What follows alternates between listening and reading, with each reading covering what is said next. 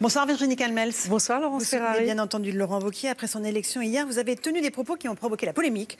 En réponse à une question sur une éventuelle alliance de Laurent Wauquiez avec le FN, vous avez répondu « pour le moment, nous la refusons ». Le « pour le moment », qu'est-ce qu'il veut dire, Virginie Calmels? Laurence Ferrari, est-ce qu'une seule fois, depuis mon engagement politique, j'ai laissé le moindre doute à une possibilité d'alliance avec le FN? Il vaut mieux en rire. Ça s'appelle une maladresse dans un débat où on est sans arrêt interrompu. Non, ça pèse lourd parce que, comme d'habitude, on veut caricaturer les propos. Attachons-nous au fond. Est-ce qu'à un quelconque moment, il y a une ambiguïté dans mes propos? J'explique à M. Philippot qu'on n'a rien à voir avec la ligne politique du FN, contrairement à ce qu'il veut me dire. Et à force de sans arrêt vouloir démontrer l'indémontrable, moi, vous savez, je suis pragmatique, je suis une femme d'entreprise, j'aime bien les faits, et je dis, mais en fait, il n'y a jamais eu d'alliance avec le Front National, donc il n'y en aura jamais. C'est un lapsus révélateur, c'est ça, au fond, la stratégie des Républicains. Mais je vous pose la question.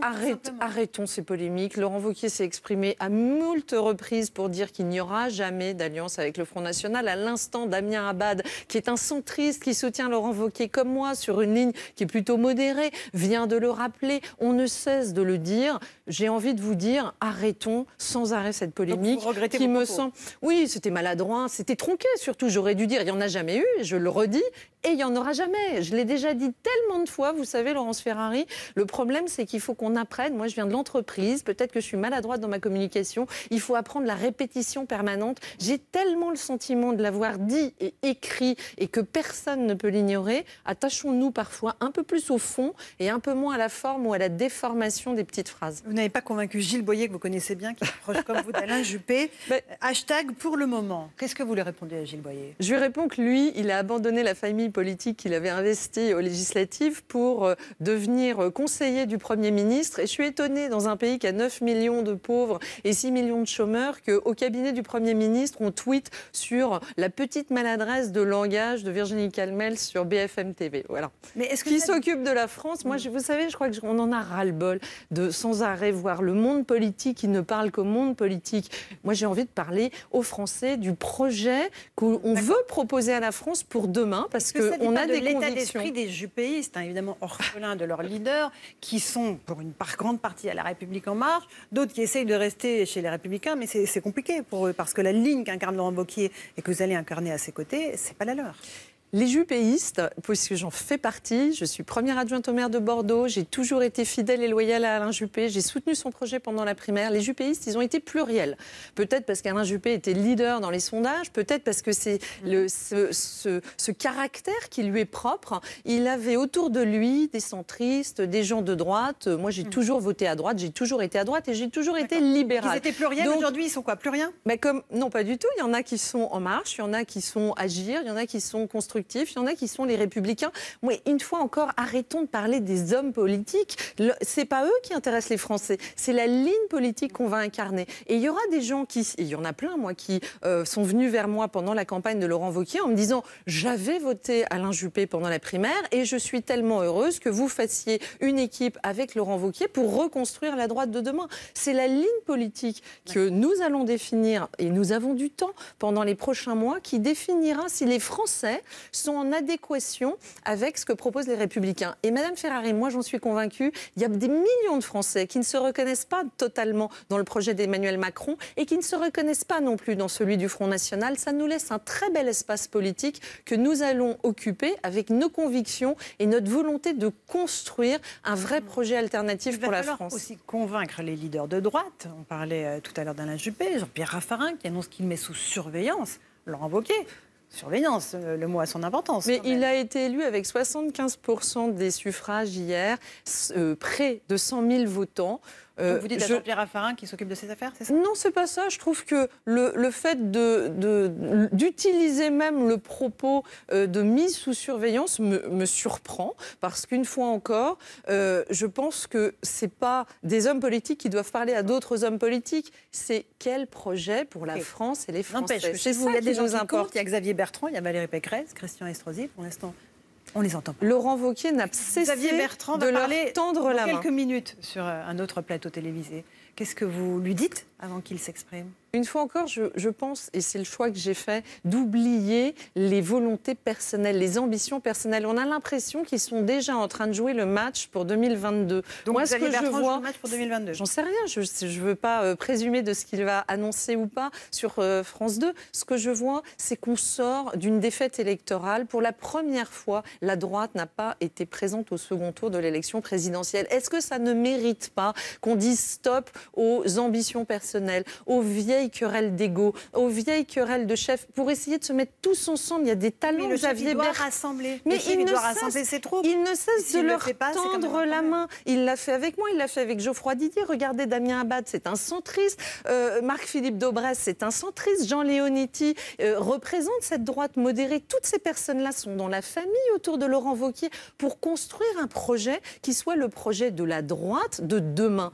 Pourquoi d'autres ne feraient pas ce choix-là? Mais pourquoi encore le programme de la droite? Donc on parle des personnes, c'est évident. Pourquoi ils ne veulent pas se retrousser les manches et venir travailler tous ensemble à la reconstruction d'une droite cohérente et claire sur ses fondamentaux, sur ses valeurs? Les valeurs de la droite, vous savez, elles ne vont pas changer soudainement avec Laurent Wauquiez. On a des valeurs bien ancrées, ça date d'il y a longtemps. Les gaullistes sociaux, les libéraux, les conservateurs ont déjà forgé cette famille de la droite et vont continuer à le faire ensemble. Sur la ligne de l'Europe, on a du mal à comprendre exactement la position de Laurent Wauquiez, eurosceptique, pas eurosceptique, on en débattait il y a quelques instants. Dans son livre, Europe, il faut tout changer, on a le sentiment quand même qu'il n'est pas totalement pro-européen. Est-ce que ça, c'est un problème pour vous? Il a évolué, Laurence Ferrari. On parle d'un livre qu'il a écrit il y a plusieurs années. Moi, je me réfère plutôt à l'interview qu'il a donnée dans Le Figaro il y a quelques semaines et qui est une ligne assez claire, un peu dans la lignée de ce qu'Édouard Balladur avait dit, avec cette Europe à plusieurs vitesses, Europe des cercles.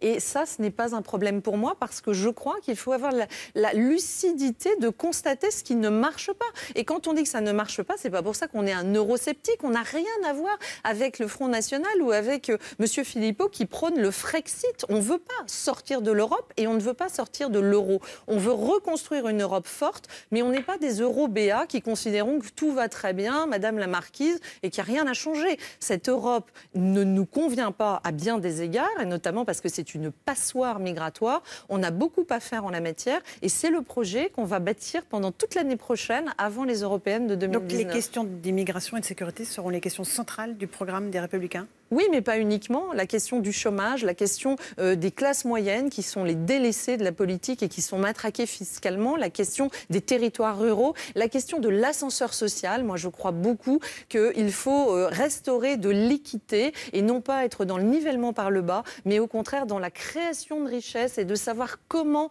collectivement, on permet à des gens issus de tout milieu de réussir dans un monde qui n'est pas facile, qui est mondialisé, mais il faut faire avec. Et au contraire, la France a beaucoup d'atouts à faire valoir. Et je crois que c'est ça le projet des Républicains, c'est le travail, le mérite, la sécurité bien sûr, la lutte contre l'immigration illégale bien évidemment. Et n'abandonnons pas ces thèmes au Front National. Ce serait une erreur et ce n'est pas aller sur les plates-bandes du Front National parce que nous apportons des réponses très différentes que le Front National n'apporte pas à des questions. Sur les plates-bandes du Front National pour convaincre ses électeurs. Non, ce qu'on veut simplement, c'est ne pas s'interdire des sujets qui sont majeurs pour les Français. Est-ce que vous ne voulez pas convaincre les électeurs du Front National? Mais pas que. Tous les électeurs qui, à un moment donné, ont fait fausse route en allant soit vers Mme Le Pen, soit vers M. Macron ou M. Mélenchon, en pensant peut-être trouver des solutions à leurs problèmes. Moi, ce que je note aujourd'hui, c'est que le chômage ne baisse toujours pas, c'est que l'immigration illégale, elle ne baisse toujours pas, c'est que le problème de l'islamisme radical, on ne voit rien de sérieux pour l'éradiquer. Donc on voit bien qu'on a des sujets majeurs pour les Français qui ne sont pas traités. J'espère, notre honneur, ce sera d'apporter des propositions concrètes pour résoudre les problèmes qui sont les problèmes quotidiens des Français. Vous savez, pas les petites guéguerres au sein même des partis, tout ça n'intéresse pas les Français. Laurent Wauquiez élu largement, ça veut dire que c'est lui le candidat légitime de la droite pour la prochaine présidentielle de 2022 ? Non, c'est pas le sujet. Moi, j'ai jamais considéré qu'on jouait les matchs à 5 ans. Franchement, là encore, il y a 4 ans, là. Oui, enfin 4 ans, maintenant et demi. un peu d'humilité. On vient de prendre quand même une défaite cuisante alors qu'on nous expliquait que le vainqueur de la primaire était nécessairement président de la République. Donc ne jouons pas les matchs trop longtemps à l'avance. L'objectif aujourd'hui, il est simplement de reconstruire une droite qui a quand même été mise à mal par des trahisons successives, par des défaites qui sont douloureuses, notamment pour nos militants qui se battent sur le terrain, et puis maintenant par des querelles d'ambition personnelle. Moi j'ai envie de dire, mettons tout ça derrière nous, reconstruisons un projet, ayons une vision pour les Français et ensuite il sera bien temps, dans 2 ou 3 ans, de savoir qui portera les couleurs pour 2022. Quelle place vous occuperez dans l'organigramme des Républicains? Vous serez la vice-présidente de Laurent Wauquiez, oui ou non? Oui, c'est ce que Laurent Wauquiez m'a proposé, mais je laisserai à Laurent Wauquiez le soin de dénoncer l'équipe qu'il souhaite constituer autour de lui. Et vous serez avec Alain Juppé également? Vous êtes sûr qu'il va rester chez les Républicains? Je l'espère. Moi, je considère qu'Alain Juppé est un homme de droite qui a été même le premier président fondateur de l'UMP, qui a une lignée derrière Jacques Chirac et le RPR. Donc, c'est sa famille politique. J'espère qu'il y restera. C'est un homme pour qui j'ai le plus profond respect. Après, ce sont des décisions personnelles. Je ne peux pas parler en son nom. Donc, ce n'est pas sûr qu'il restera chez les Républicains. Je l'espère. C'est tout ce que je peux vous dire. Merci beaucoup, Virginie Calmels, d'être venue ce soir sur CNews. Merci, Dans Laurence un instant, Ferrari. c'est le 20h foot avec Pascal Praud. Il reviendra évidemment sur le tirage au sort pour le PSG compliqué face au Real Madrid. Bonne soirée sur CNews.